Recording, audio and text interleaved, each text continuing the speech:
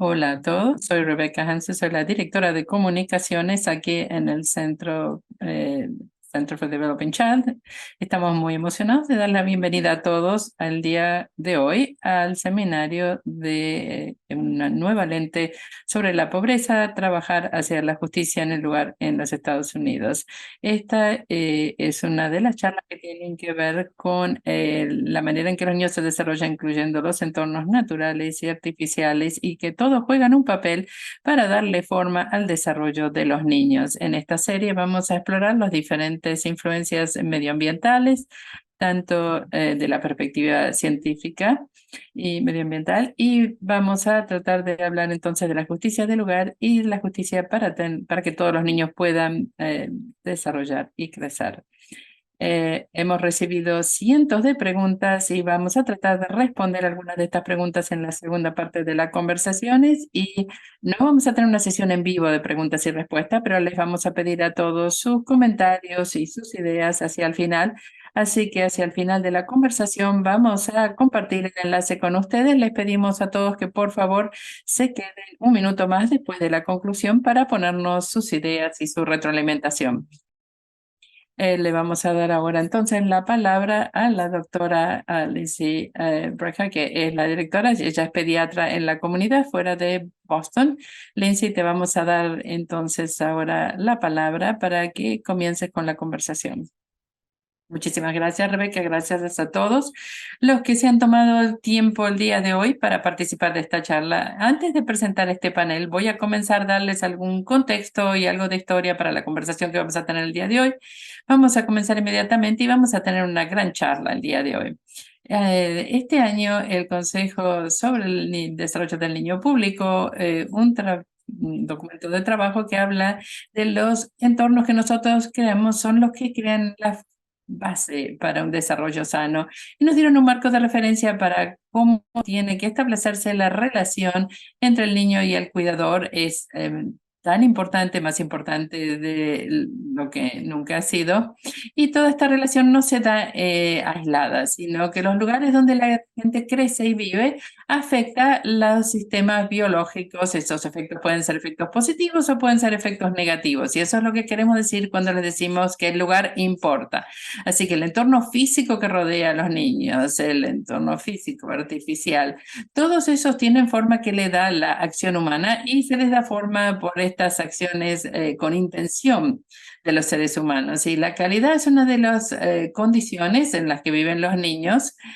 No están distribuidos de manera justa ni pareja, y realmente tenemos que mirar la política pública y la historia social debido a su importancia para muchas familias. Las raíces históricas y las decisiones políticas que se toman hoy día resultan realmente en una distribución muy no equitativa de los lugares donde los niños están creciendo. Así que es realmente un placer enorme presentarle a ustedes a dos invitados muy especiales que van a hablar con ustedes más el día de hoy, y para que realmente puedan entender cómo esto le da forma al entorno en el que crecen los niños. La doctora Mona Hanna-Attisha es una pediatra.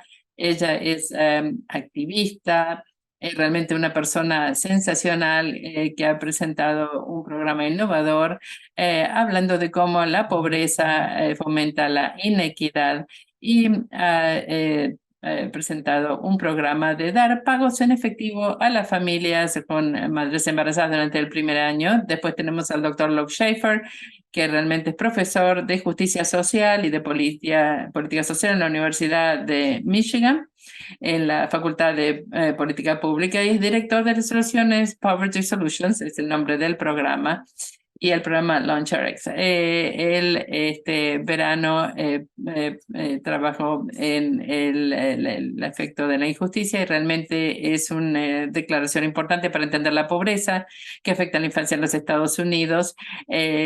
Tiene medidas multidimensionales para ayudar a entender el problema y la manera en que él trabajó con la comunidad y que conectó la investigación con el libro que él publicó. Es muy importante. Muchísimas gracias. Gracias por invitarnos. Así que los dos están trabajando en colaboración muy estrecha con la comunidad de Flint para ajustar la pobreza. Y lo que realmente vamos a estar hablando el día de hoy, Y cuando nos estamos preparando para este seminario, realmente queremos hablar de las soluciones innovadoras que ustedes han creado y para ver si podemos crear un plan que funcione en su contexto. Así que primera pregunta para Mona. Tenemos público internacional que a lo mejor no entiende exactamente cómo es el trabajo en esta área y el trabajo que ustedes hicieron con la crisis del agua en Flint. Y acá tenemos un ejemplo de cómo la falta de inversión le da forma a los sistemas a los que están expuestos los niños. Si nos pueden hablar acerca de cómo estuvieron involucrados en la crisis del agua en Flint y qué es lo que hicieron. Muchísimas gracias. Gracias por invitarnos. Estamos tan emocionados de estar acá. Tenemos casi 500 personas para hablar acerca de las soluciones. Y para poder realmente avanzar y para poder hacer un mundo mejor para nuestros niños, muy a menudo tenemos que comenzar mirando hacia atrás. Así que puedo comentarles un poquito de lo que pasó en Flint y cuál fue mi papel. Y realmente comienza mirando mucho más atrás de esto todavía. Y creo que Luke es el experto de mirar la historia y cómo llegamos al lugar donde estamos el día de hoy con respecto a las desventajas sociales. Flint era en un momento una ciudad próspera, un lugar de oportunidad. Es el lugar de nacimiento del sindicato de trabajadores de automotores que está en las noticias en este momento. Ya hubo una huelga histórica hace muchos años. Y en Flint los niños estaban marchando y protestando junto con sus papás y tenían un cartel que mostraban en la protesta diciendo, dennos una oportunidad de mejores alimentos y una mejor vida. Esa fue la historia de Flint que realmente le permitió al principio, el comienzo del sindicato y el nacimiento de la clase media en los Estados Unidos. Y eso comenzó en Flint, en Michigan, y comenzó en un entorno en particular y con inversiones en salud pública y en educación y en la comunidad y en las escuelas en la comunidad y en la infraestructura. Todo esto hizo que Flint fuera un lugar próspero y esto se tradujo en una mejoría de las oportunidades y en una mejoría de salud para la gente de Flint.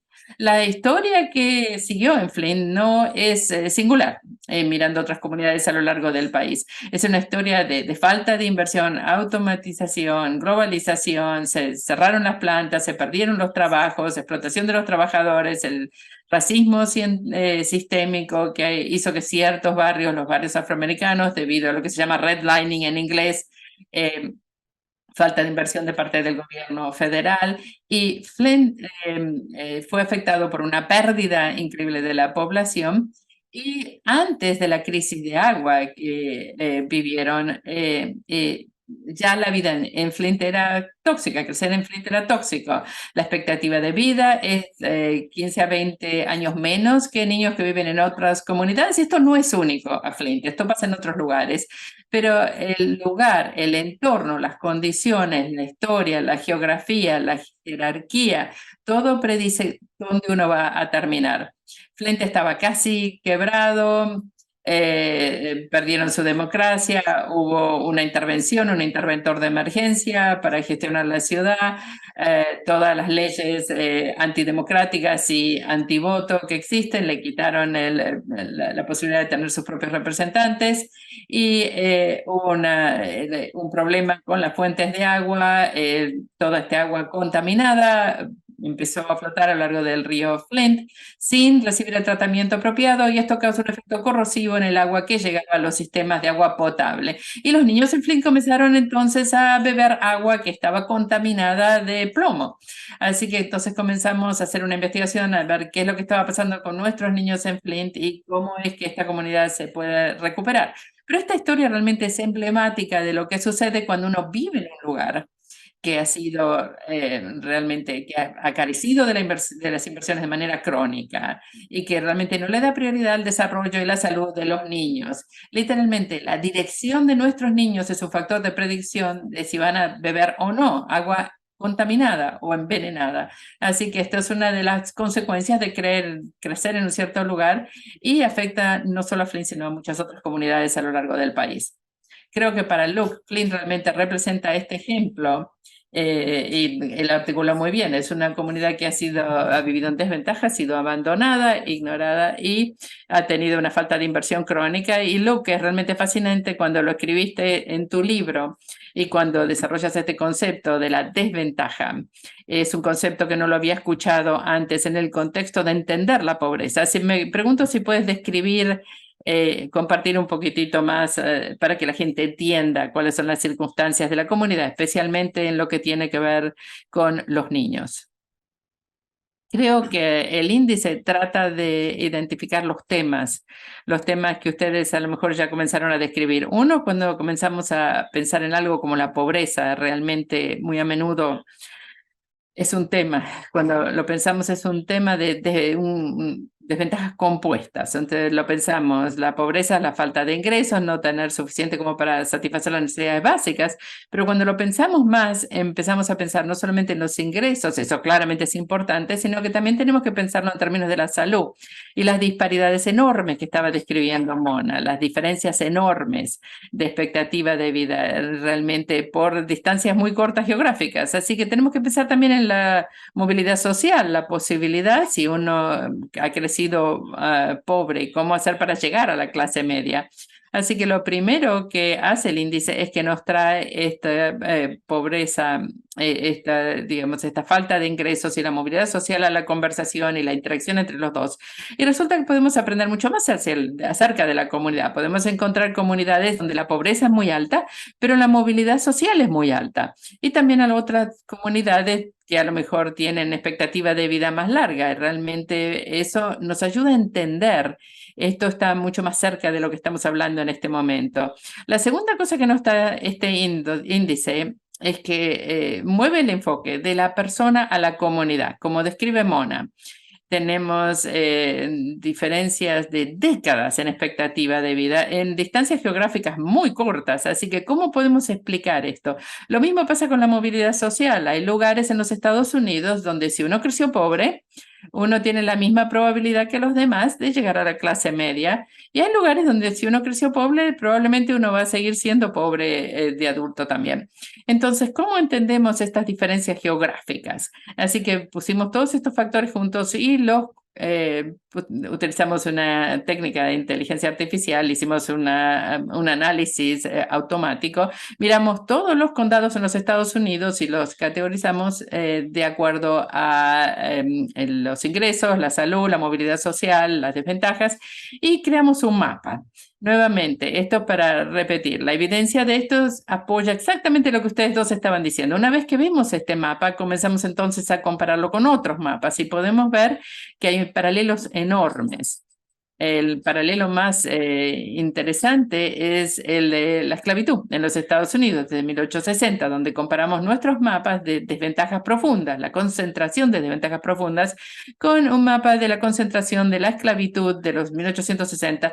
No solamente hay un poco de correlación, sino que realmente hay un nivel altísimo de correlación entre la degradación de los mapas. Así que realmente tenemos que sacarle la responsabilidad a la persona. ¿Cómo puede ser la culpa del individuo cuando las comunidades se han bifurcado y se han dividido de esta manera? No por una década, no por unas pocas décadas, sino por más de un siglo. Así que realmente tenemos que comenzar a pensar acerca de las soluciones de otra manera. Gracias por traernos las soluciones tempranos. Mona, en tu experiencia, esta desventaja que es tan profunda como describió Luke y a través de tantas generaciones, ¿cómo se muestra esto en el entorno de los niños? ¿Cómo impacta su salud? Porque sabemos que esto comienza antes del nacimiento, cosas como por ejemplo bajo peso al nacimiento, otras desventajas en el comienzo de la vida. ¿Cómo se muestra esto en la práctica? ¿Cómo se muestra esto en el trabajo? Bueno, como pediatra también, el ejercicio lo vemos en nuestros pacientes, lo vemos en sus cuerpos, lo vemos en sus potenciales disminuidos. Los pediatras, como decimos, somos los testigos principales del fallo de las políticas sociales y vemos esta falta de acción y estas políticas, estas normas que terminan enfermando a nuestros niños y esto afecta toda su vida. Quiero compartir una historia rápida. La última que testifiqué ante el Congreso, bueno, hay que contar historias, no escuchan la ciencia tanto los hechos, sino las historias. Conté la historia de un paciente, un niño que tenía convulsiones, problemas del desarrollo y todos estos problemas porque había bebido de tuberías de cañerías de plomo durante la crisis del agua. Pero no hablé del niño, hablé de la historia de la familia. Sus abuelos se mudaron a Flint en los 1950 y debido a las leyes de Jim Crow, de los linchamientos, la opresión, su familia se escapó del sur y se fueron a Flint, Chicago, Detroit, donde había una oportunidad de tener una mayor igualdad para ellos, para sus hijos. Se quedaron por los buenos momentos, los malos momentos también, pero ahora su bisnieto estaba enfermo debido a estas políticas, estas normativas, no solamente el problema del agua, esta crisis aguda, pero sino por políticas históricas que le dificultaban el ser saludable. Tenía un impacto multigeneracional. Ahora, para los que no estamos muy familiarizados con exposiciones, por ejemplo, relacionadas con el agua en particular, ¿cómo se manifiesta esto? ¿Cómo puede afectarlos aún antes del nacimiento? Es tan importante. Bueno, como la mayoría de exposiciones medioambientales no se manifiestan de manera aguda. El plomo es una epidemia silenciosa, no vemos de manera aguda las consecuencias de la exposición al plomo, como muchas exposiciones medioambientales. Sin embargo, vemos su manifestación, su impacto años y aún décadas después. Mi libro se llama Lo que no ven los ojos. Como no vemos el plomo en el agua, no vemos muchos de los contaminantes que existen, nuevamente se manifiestan más tarde en la vida, causando problemas cognitivos, problemas conductuales y la exposición temprana a cosas como el plomo y otras neurotoxinas causan hipertensión, demencia temprana, gota, enfermedad renal y una cantidad enorme de consecuencias a lo largo de la vida por la exposición en la niñez temprana. Y también, como dices tú, prenatalmente, esta exposición al agua, a otras cosas en el resto del ambiente que cruzan la placenta y afectan al feto en desarrollo. Entonces sabemos que esta exposición, esta ventana prenatal crítica, tiene un impacto que cambia la vida, afecta la vida. Agradezco que lo hayas articulado así porque lo que es frustrante en la práctica es que algunas de estas implicaciones o efectos de la exposición ambiental que vemos son invisibles y son tardías. Entonces, como dices, si han estado expuestos al plomo en el útero, o como describe Luke en su libro, las implicaciones de nacer con un peso menor, todo esto las conectamos con acciones individuales cuando realmente son cosas que nos rodean y que moldean nuestros sistemas biológicos desde el comienzo del desarrollo. Entonces, basado en sus acciones individuales, sí, los sistemas de la gente se pueden mejorar de una manera u otra, pero esto es lo que rodea el desarrollo.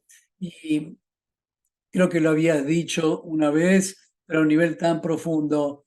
Y si pudiéramos recetar el que eliminar la pobreza, pero bueno, eh, es importante ver cómo estas cosas, cómo la pobreza afecta a cosas como el racismo sistémico, afectan no solamente cómo les va en la escuela a los niños, sino en todo el transcurso de su vida. Y es tan importante. Entonces, gracias a ambos por ser voceros, por lanzar estos mensajes. Quiero volver con Luke ahora y hablar de, bueno, tu equipo encontró que en algunos de estos lugares hay una de mayor desventaja que en realidad se encuentra más en las comunidades rurales. Y yo creo que este supuesto también de que la pobreza puede ser peor en las ciudades porque no hay alta concentración de gente, por el costo alto de la vida, y la gente erróneamente asume que las comunidades rurales a lo mejor tienen niveles menores de inequidad. Y descubriste tú que no es así. Puedes hablar por qué estos supuestos están equivocados y cómo has encontrado que la pobreza puede existir en diferentes contextos. Yo creo que lo que dijeron Brian Stevens, generalmente entendemos mejor los problemas que tenemos más cerca. La mayor parte de los investigadores, la gente que piensa en la pobreza, generalmente está más ubicada en zonas urbanas. Yo he pasado todo el tiempo que he trabajado en el campo, en el terreno, en lugares como Chicago, en áreas urbanas, en Michigan. Entonces, es más fácil ver ciertas dificultades. El alto costo de la vida es uno de ellos. La vivienda, por ejemplo, vemos el costo, transporte público, por ejemplo, que no funciona como debería. Entonces, simplemente seguimos lo que vemos. En este libro tratamos de abordar los datos. Queríamos ver cuáles eran los sitios más desventajados del país, basados en ingreso, movilidad social y demás. Y como mencioné, cuando vimos esos 100 lugares en Estados Unidos, en cada condado, en cada ciudad, las 500 ciudades mayores, ciudades de 15.000 habitantes o más, y vimos que era desproporcionadamente rural. Había 9 ciudades en los 100 sitios con mayor desventaja. Y un sitio como Chicago no estaba siquiera en los 600 sitios más desventajados. Fuimos a estos sitios, pudimos concentrarnos en un subconjunto de los que escribimos en el libro, pero realmente pasamos tiempo tratando de conocer a las comunidades y nos pareció que sí que era correcto, como que esta auditoría visual lo validaba. La cosa es que cuando uno está más cerca de los problemas, puede entenderlo mejor, pero a veces no entendemos las señales de esto. Tenemos, por ejemplo, el alto costo de vida en algunos sitios de Estados Unidos, en costos urbanos, y a menudo esto está conectado al hecho de que a lo mejor hay mejores servicios en estos sitios. A lo mejor el sistema sanitario no funciona tan bien como debería, pero está allí y la gente tiene acceso a un sistema de salud. A lo mejor el sistema de transporte público no funciona como debería, pero hay por lo menos transporte público. En las comunidades rurales, también esto sorprende a mucha gente, estas comunidades rurales son predominantemente comunidades de latinos, de afroamericanos, indígenas, norteamericanos, y a lo mejor ahí no hay un hospital o un sistema de salud, ciertamente no hay transporte público. Entonces, las diferencias de costo de vida, y estamos acostumbrados a pensar que es un reto, pero también representa cosas que están diferenciadas. En cuanto a filantropía pública, vemos mucho más dólares que se destinan a ciudadanos de bajos ingresos en los centros urbanos que en las zonas rurales, porque ahí es donde está el dinero y la gente le gusta donar a sus comunidades. Entonces, mucho de lo que hay disponible también del gobierno federal para trabajar en estos problemas de las comunidades, todo esto realmente está basado en contratos o becas o subvenciones. ¿Y qué es lo que esto exige? Bueno, exige que haya gente talentosa que puede solicitar estas subvenciones y a menudo no tenemos esto en comunidades rurales pobres, aunque sí lo tenemos en comunidades urbanas.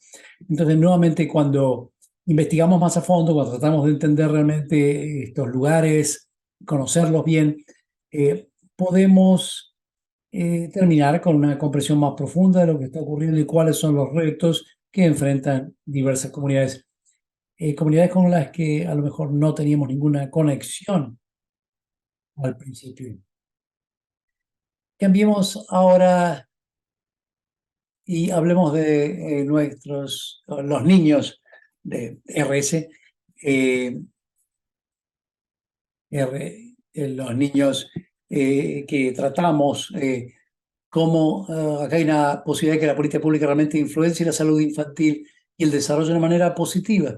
Estoy pensando del primer programa prenatal que ofrece fondos en efectivo. Es el primero y es el único.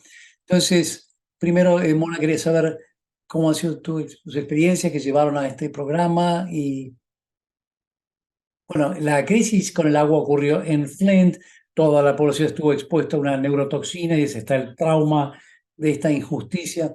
Hemos estado trabajando todo el tiempo para mitigar el impacto de la crisis del agua y promover la salud y desarrollo de nuestros niños. Y nos concentramos en esa ventana de la niñez temprana.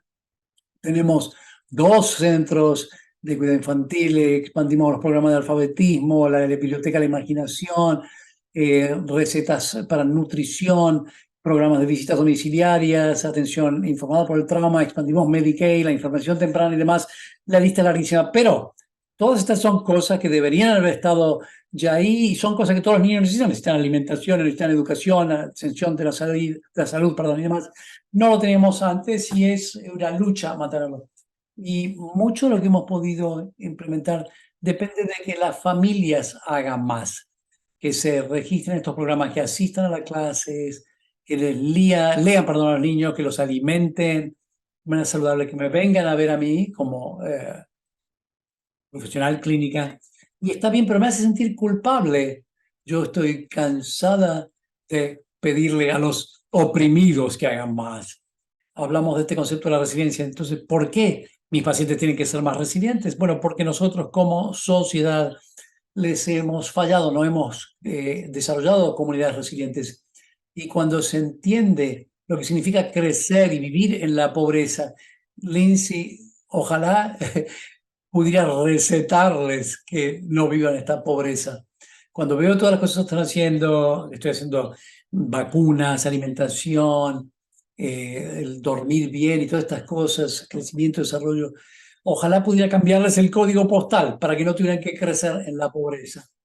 Y a veces me siento como que, bueno, me encojo de hombros y digo, ah, tenemos que, momento, hagamos algo. Tenemos, por eso llamar al profesor Schaefer acá, que es un experto en la pobreza infantil, para tratar de expandir los créditos para la niñez en el país.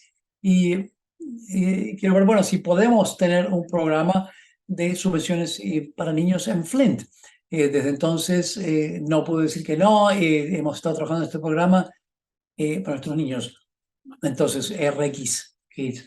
Desde el 2024 le vamos a estar recetando esta subvención en efectivo incondicional durante el embarazo y para cada bebé también desde el nacimiento hasta los 12 meses de edad. Es algo que nunca se ha hecho a nivel de una ciudad.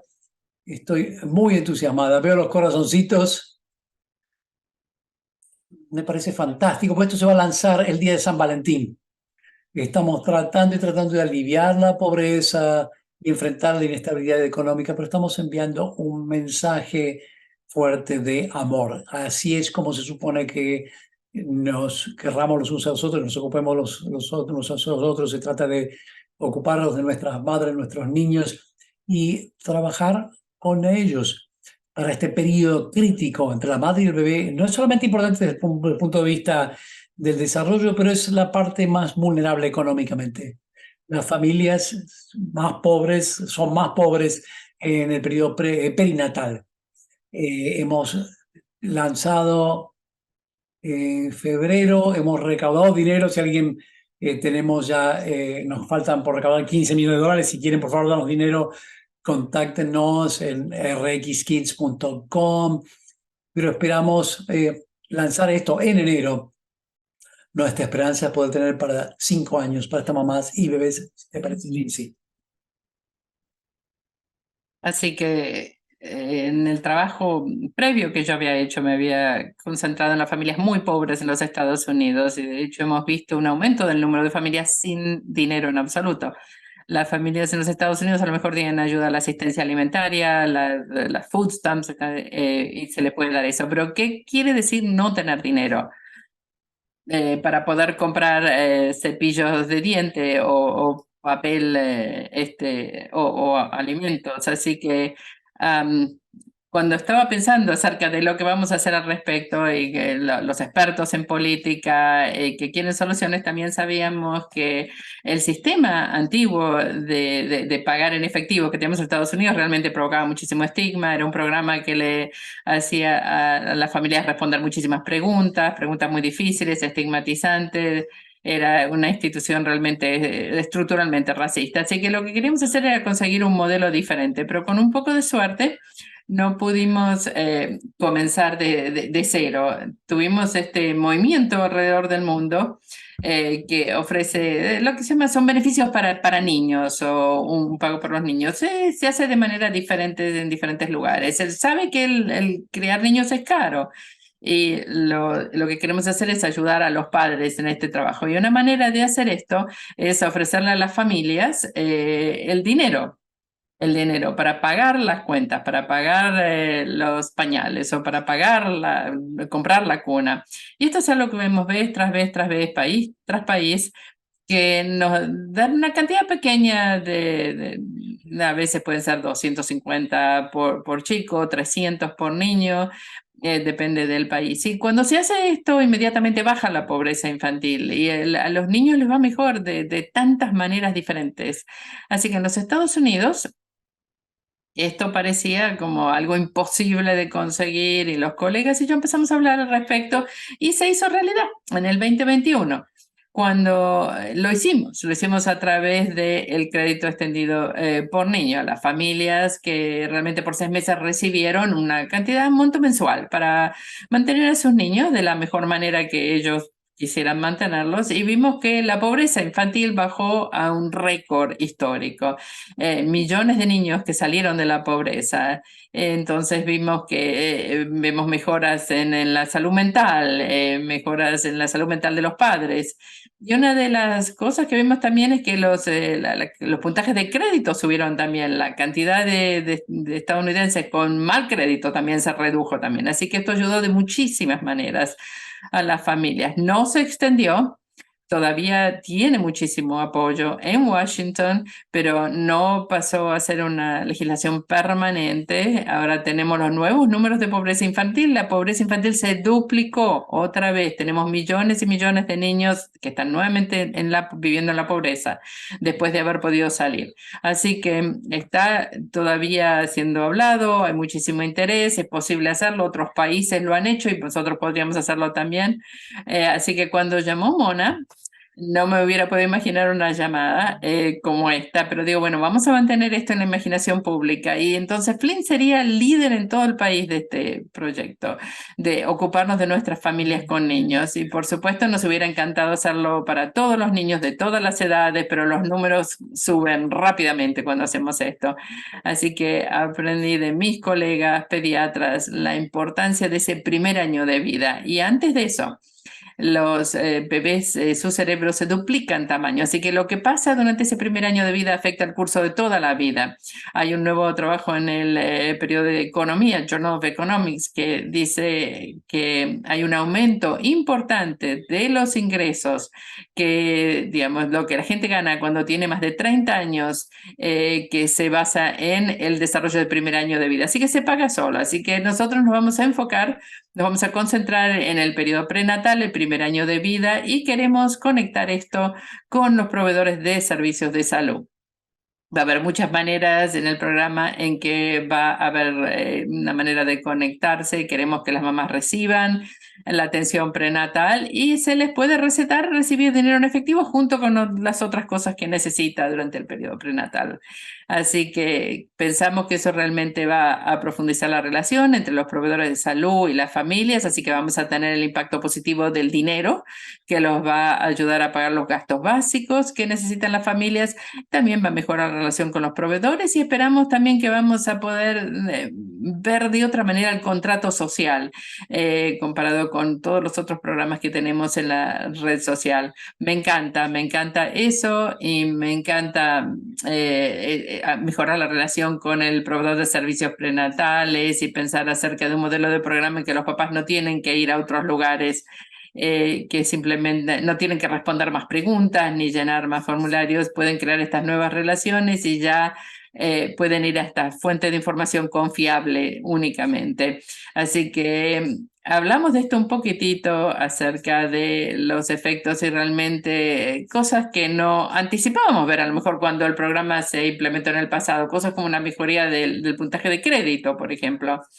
A lo mejor hay cosas que están pensando mirar que no necesariamente van a estar conectadas inmediatamente con el programa, pero que se van a ver a la larga. Las consecuencias para la salud mental de los niños o los papás y también las implicaciones de no tener la carga de la pobreza. Bueno, vamos a hablar a lo mejor de las medidas en la comunidad que vamos a utilizar, pero vamos a mirar el bienestar. Vamos a mirar la medida de la felicidad, de la esperanza para ellos mismos, para los papás, para los niños. también las medidas de la dignidad, la confianza, el control, el empoderamiento. Aparte, muchísimos resultados, por supuesto, en la salud, prematurez, morbilidad, mortalidad, morbilidad materno-infantil, internaciones en intensivo, depresión postparto. Hay muchísimas cosas que podemos medir. Así que los estudios realmente van a medir todas estas cosas adicionales. Eso realmente me emociona mucho. Es un programa universal. O sea que aparte de consultar, también vamos a tratar de mirar los datos a nivel de la población administrativa y a lo mejor entonces podemos hablar de las cosas a nivel acumulativo realmente, que es un abordaje novedoso para este tipo de programas. Estoy muy emocionado realmente de realmente mirar esta profundización de las relaciones. Y una cosa que vemos en mi campo muy a menudo es que una organización comienza un programa nuevo que piensan que va a ser realmente fantástico y nadie más aparece. Y van a decir, bueno, necesitamos hacer más marketing, necesitamos hacerle saber a la gente. Pero con una transferencia de efectivo la gente viene, la gente sabe que está, es algo que ellos valoran, es algo que realmente ayuda a fomentar esta relación. Así que estamos muy contentos de ver esto. Si estas transferencias de efectivo realmente ayudan en el número de visitas prenatales, por ejemplo, o si hay visitas domiciliarias después del hecho, porque ya han creado estas relaciones, ya hay un incentivo a tener esta conversación.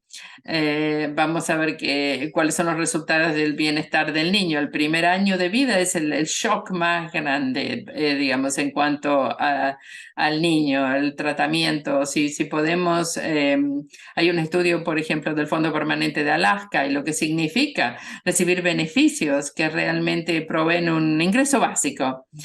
Es lo que tienen los residentes de Alaska. Hay un nuevo trabajo, un nuevo estudio que mira qué es lo que pasa con las familias que recibieron este ingreso adicional durante el periodo de la primera infancia y ve entonces una reducción enorme de los problemas y una mejoría del bienestar de los niños. Y otra cosa que a la gente le interesa muchísimo tiene que ver, por ejemplo, con el uso de alcohol, tabaco, el uso de drogas. Así que se preocupan que a lo mejor la gente va a usar este efectivo para de las maneras en que la sociedad habla que se usa el efectivo. Y lo que es muy interesante acerca de esto es que todos los lugares donde se ha estudiado esto nunca se ha visto un aumento del abuso de sustancias. En algunos lugares, de hecho, hay una reducción del abuso de sustancias o de alcohol. Las transferencias de efectivo tienden a reducir el abuso del alcohol y el tabaco, por ejemplo. A lo mejor es porque hay una reducción del estrés y las familias tienen entonces menos presión y no necesitan el abuso de sustancias en ese caso. Lo que podemos hacer con esto, que no podemos hacer con ningún estudio que sea piloto o con un par de cientos de personas, lo que vamos a poder hacer con este estudio es mirar los factores a nivel de la comunidad. Si esto ayuda a restablecer la confianza en el gobierno, por ejemplo, y simplemente el aumento de dinero circulando en la comunidad. Estamos hablando de 9 millones más de dólares que van a ir a las manos de los residentes de la comunidad de Flint y toda la investigación sugiere que la mayor parte de ese dinero se va a gastar localmente y probablemente esto va a ser una estrategia más efectiva de desarrollo económico que algunos de los otros abordajes que van de arriba hacia abajo que se están usando.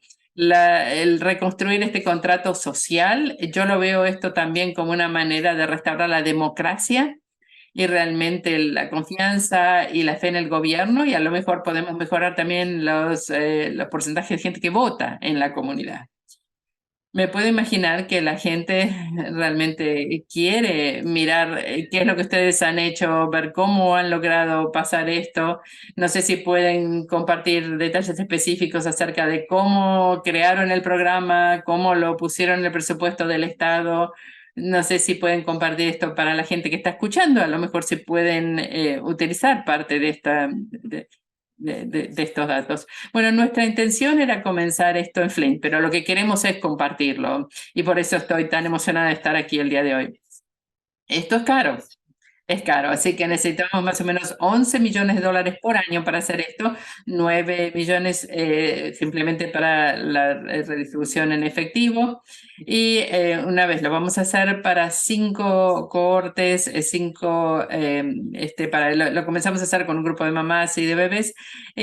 Comenzamos con este programa, tenemos otras fundaciones que nos están dando fondos para complementar, fondos complementarios. Smart Foundation, por ejemplo, nos dio 15 millones de dólares para suplementar, pero los fondos que realmente nos emocionan más son los fondos que vienen del estado de Michigan, que son fondos para sustentabilidad y para escalabilidad.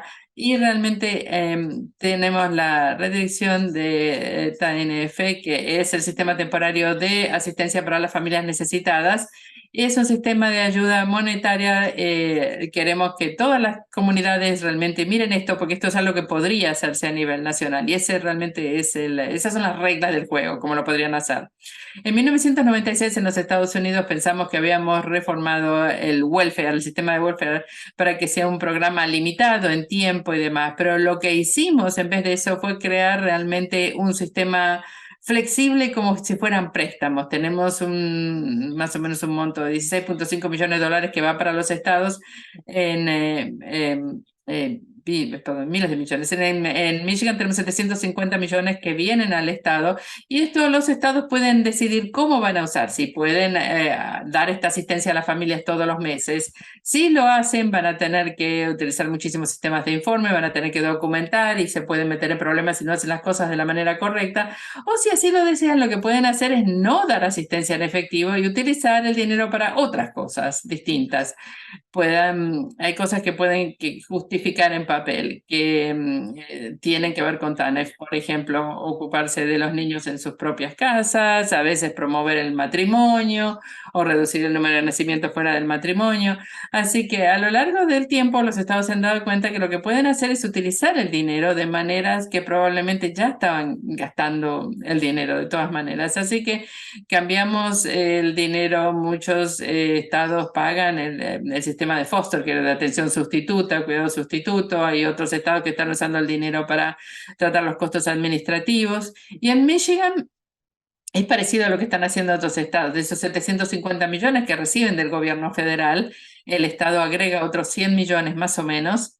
Más o menos 55 millones va directamente a la asistencia en efectivo a las familias. Así que tenemos 6% del monto total que tiene el estado. Hay, por supuesto, muchísimo más dinero que va al Child Welfare System. En Michigan, por ejemplo, becas que van en general o terminan en las manos de familias de ingresos mucho más altos, porque realmente es lo que pasa en general con las becas para educación. Así que digamos, bueno, el programa RX lo que hace es que le trae el dinero a estos niños que eran la intención original. 6% realmente no es el monto adecuado de estos montos de dinero para utilizar para esta asistencia en efectivo, pero vamos a hacerlo de una manera totalmente diferente. Queremos hacerlo con dignidad. Siempre en otros programas las familias tienen que dar información acerca de sus ingresos, cómo ganan, en qué gastan, no solamente pobres, sino muy pobres. En este caso realmente queremos apoyar a las familias que tienen bajos ingresos, pero todas las familias van a calificar, porque al hacer que todas las familias de Flint califiquen, realmente eliminamos el estigma de de estar recibiendo este monto en efectivo. No les estamos diciendo más, están recibiendo este monto de dinero porque no pueden satisfacer sus propias necesidades. Les estamos diciendo, criar chicos, educar a los niños es caro, los vamos a apoyar para que lo puedan hacer. Y resulta que hay gente que está por arriba del nivel de pobreza que tiene problemas para pagar los pañales, para pagar la guardería y demás. Así que podemos gastar de la manera que lo necesita. Estamos muy, muy contentos de ver el nivel de interés que esto ha despertado. Estamos escuchando de gente en otros estados, en otros lugares, que realmente quieren hablar acerca de esto. Y en parte quieren concentrarse en ese primer año y en general, algunas de las preguntas típicas que hacemos, si esto pasa a ser una dependencia a lo largo de toda la vida, pasa a ser dependencia para siempre, va a funcionar a la larga. Estamos hablando de realmente concentrarnos en ese primer año de vida, cuando las familias son pobres, cuando están desarrollando sus primeras conexiones, sus lazos con sus hijos y cuando los niños se están desarrollando a toda velocidad. Y vamos a usar este dinero y enviarlo de manera digna, no solamente para ayudar a las familias a satisfacer las necesidades básicas, sino también para enviarles un mensaje claro que nos ocupamos de ellos, que nos importan y que los queremos ayudar. Y Lindsay, si pudiera agregar, tenemos a Luke y a mí haciendo este trabajo, pero tenemos a otra gente haciendo este trabajo con la comunidad también. Y realmente quisiera decirle a las mamás, los papás y los niños que realmente han estado impulsando este trabajo y nos están ayudando a llegar a donde estamos yendo. Y eso es parte de la historia de Flynn. Recuerden la historia de Flynn de la pérdida de la democracia, así que central para nosotros es el papel de la democracia participatoria y la autodeterminación. Así que desde el diseño del logo hasta cuánto dinero, hasta el día de lanzamiento que es el día de San Valentín. A lo mejor a quién vamos a traer a dar un show, a lo mejor Beyoncé. Todo esto va a ser parte de lo que queremos hacer por nuestros papás y mamás y en este trabajo, que creo que es es central, lo más importante del trabajo de salud pública que estamos haciendo con las comunidades. Increíble, esto nos lleva muy bien a las preguntas. Tenemos más de 100 preguntas de todos los inscritos de todo el mundo y una de mis favoritas, porque te escuché hablar de esto, es cómo estás incorporando esa experiencia vivida y la perspectiva comunitaria en tu trabajo. El escucharte hablar de traer nuevamente esa felicidad y la dignidad y centrar a aquellos que son parte de este proceso es increíble. Hay un par de preguntas, tenemos unos pocos minutos para escuchar. Uno de los inscritos, o qué es lo que quieren saber. Algunas de las preguntas tienen que ver con la educación temprana, el espacio de la educación temprana. Y Luke, aplicar lo que has aprendido en el terreno sobre las escuelas, el contexto educativo. ¿Cómo piensas, qué soluciones podría haber para obtener fondos para estos lugares, estas escuelas y estos centros infantiles para enfrentar los problemas relacionados con la pobreza, y qué estrategias y recomendaciones tenías para en las escuelas se centre esa importancia del lugar? Bueno, he estado escribiendo sobre esto. Lo primero es que vale la pena ver la historia de estos lugares y ver por qué las escuelas son tan desiguales. Y una de las partes favoritas para mí en mi libro es un pasaje sobre la segregación, las academias segregadas que surgieron en muchas de las comunidades que estudiamos, donde con el tiempo, por ejemplo, existieron y luego tuvieron que integrar estas escuelas. Entonces, la investigación indica que la integración de las escuelas públicas tuvo un enorme impacto para los niños afroamericanos en la escolar, sin tener ningún impacto negativo para los niños blancos, pero muchas comunidades fueron en diferente dirección y estas academias segregadas durante la segregación también sacaron todos los recursos de las escuelas públicas y replicaban de mucha manera el sistema que teníamos antes. Entonces, mirando esta historia, creo que es realmente crítico para entender cuáles son las soluciones que funcionan, cómo se puede y evitar estos problemas. Entonces, ¿qué hacemos con esto? Una estrategia es, primero que nada, interesarse mucho en aumentar el pago de los maestros cuando comienzan. Le pagamos casi nada a maestros que hacen un trabajo increíble. Entonces, y el mantener esto no es solamente el dinero como para poder sobrevivir, sino que es una señal que le enviamos a la gente que quiere entrar en la profesión sobre cómo los valoramos. Las pruebas indican que si esos primeros años de enseñanza, si pudiéramos aumentar los salarios, podemos atraer más gente, tenerlos más tiempo, y si se pudiera obligar a todos estos sistemas a que aumentaran el salario, esto impactaría más que nada a las escuelas más pobres. Bueno, tenemos que pagarles más a los maestros de guarderías y de la niñez temprana, porque si aceptamos la ciencia, este es el momento más crítico de la historia del niño. Estos son los que desarrollan cerebro. Tendría que estarle pagando salarios a nivel de doctorado, porque hay que seguir la ciencia y están absolutamente subvalorados. Y entonces, esa sería una de mis recomendaciones, pero he estado pensando en el sistema de educación ya mucho antes. ¿Por qué la escuela comienza en el jardín o en primer grado? ¿Por qué no comenzamos a los 3 o al año de edad? Respetando la ciencia y hablando de la importancia de la educación temprana. Bueno, Luke lo está mirando y habla de que ahora existe esta perspectiva económica, este análisis costo-beneficio. Entonces, el beneficio económico de concentrarnos en los niños en la que lo necesitan más. Y como pediatras, por ejemplo, la gente que hace este trabajo, por supuesto, tiene mucho sentido pero espero que podamos continuar argumentando. Esta es la ciencia que nos enseñaron nuestras abuelas. Cuanto más le enseñamos a los niños temprano, el resultado es mejor. Por supuesto, nunca es demasiado tarde, pero yo sé que hay una cantidad de preguntas, pero no puedo dejar de compartir mi cita favorita. Sabía que le ibas a hacer. Bueno, estamos lanzando el Día de San Valentín, recordar porque es mucho amor, también es el mes de la historia negra y también es la fecha de nacimiento de Frederick Douglass, según lo decía él. Y su cita sobre la prevención es mi favorita.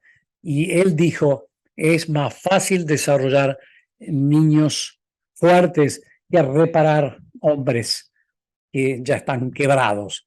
Entonces es desarrollar niños fuertes. Nuestro sistema de educación, nuestro sistema de salud, nuestro sistema de justicia penal, todos estos sistemas son reactivos. No prevenimos, no invertimos en nuestros niños y luego ponemos una curita, una bandita y pagamos las consecuencias. Es mucho más fácil construir niños fuertes que reparar adultos quebrados, adultos rotos.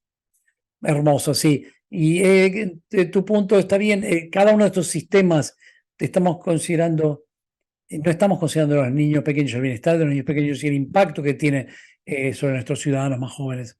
Entonces, el traer a toda la gente involucrada, toda la parte interesada, lo que hacen zonificación, planeación urbana, protección del medio ambiente, como defensores de los niños o gente cuya influencia en la niñez tiene un efecto profundo en los niños y las familias. Y es importante que conectar todos los puntos. Y la última pregunta que voy a hacer es, bueno, no vino de nuestro público, mejor dicho, sí vino del público y juro que no fue una pregunta plantada, pero si la ciencia es tan clara y la exposición a cosas como pesticidas y plomo en el agua afecta el desarrollo del cerebro, ¿cómo que estas cosas han pasado a ser algo tan partidario? ¿Cómo estamos tan divididos en cuanto a esto? ¿Cómo enfrentamos estas conversaciones para demostrarle a una cantidad de públicos lo que la ciencia nos indica sobre el apoyo a los niños pequeños? Bueno, muy buena pregunta compleja.